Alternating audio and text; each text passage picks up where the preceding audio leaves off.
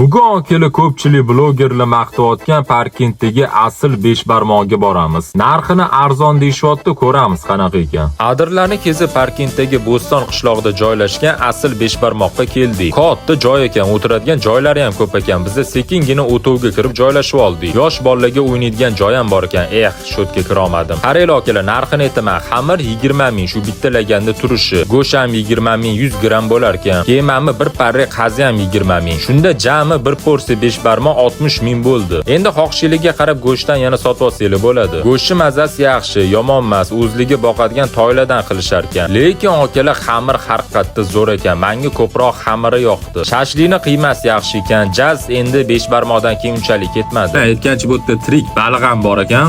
Narx nech pul edi kilosi? Bunaqa ovqatlarni ketidan bitta qimiz ichib olish kerak, nima dedinglar? Aniq manzilli asl beshbarmoq Instagram sahifasiga o'tib ko'rsangiz bo'ladi.